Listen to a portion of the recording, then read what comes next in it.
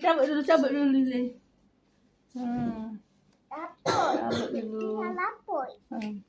Laput. Okey, dah cabut. Habis. Okey. Okey, dah. Jom, potong. Anda Itu. potong tak?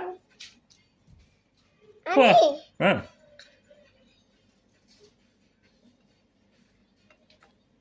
Ani iloi.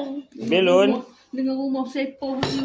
Tak apa. Jangan upload. Rumah sepong mana lah. Kita buatlah private.